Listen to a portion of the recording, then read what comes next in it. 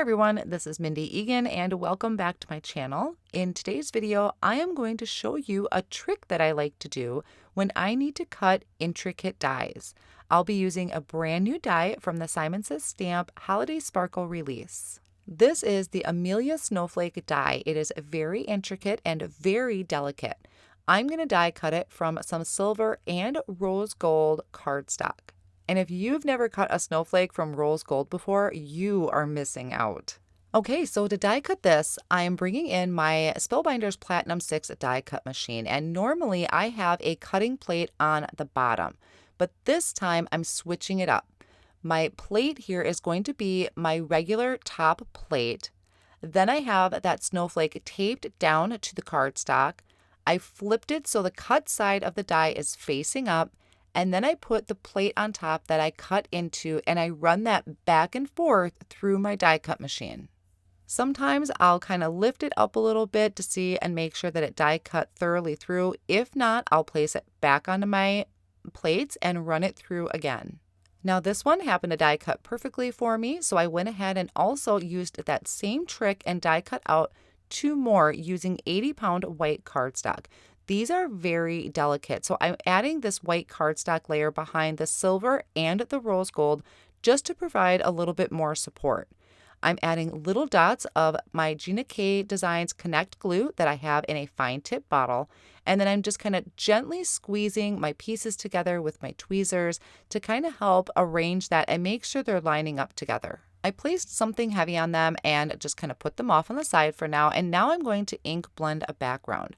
I have a piece of white cardstock that is cut to 3.5 by 4 3/4, and I'm starting off with Cheeky Saturated Ink or Pawsitively Saturated Ink from Simon Says Stamp using a blending brush.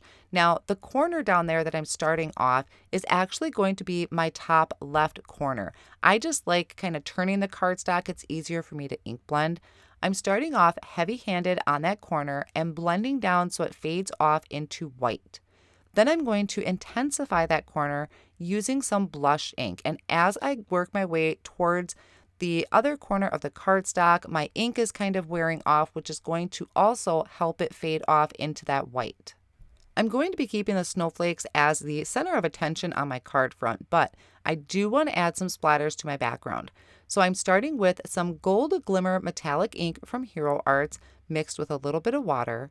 I'm also bringing in rose gold glimmer metallic ink and putting some splatters there.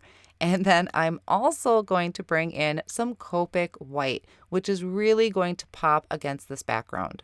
I'm going to set that off on the side to make sure that everything dries, and then I'm going to stamp out my sentiment.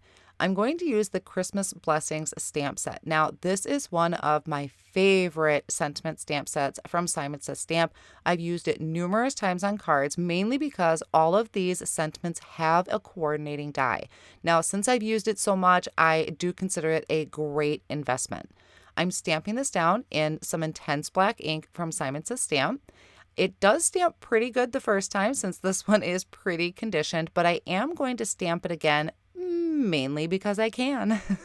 I'll use the coordinating die to die cut this out, and I'm holding the die in place with the Simon Says Stamp low tack tape. I'm going to create a card base right away using 110-pound cardstock. This is going to be a side folding card base, and honestly, if I don't do my card base on camera, it's going to take months before it gets attached to a card base.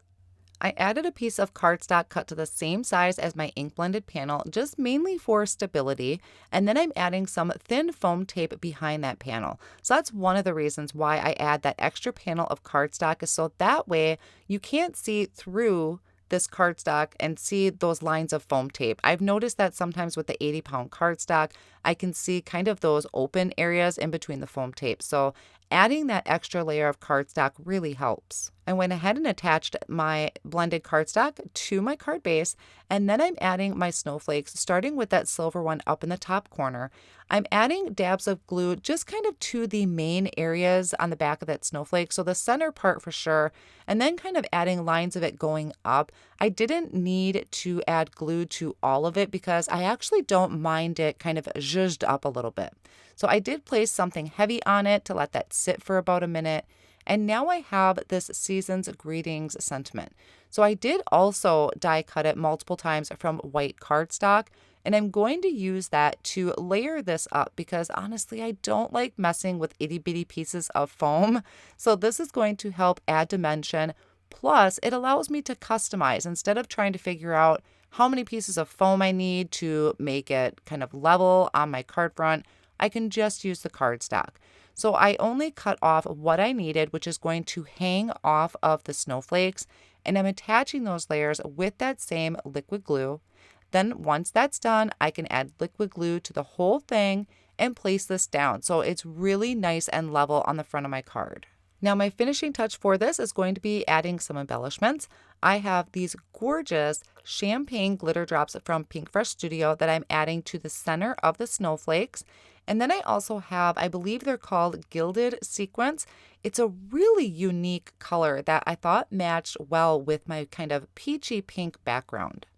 So there we have my finished card project. I hope you enjoyed today's video, and I hope this tip on die cutting these intricate dies and even adding that little extra layer of cardstock behind it really helps in your card making. I will have all of my supplies listed down below in the video description and over on my blog as well, along with my pictures if you want to save this for future reference.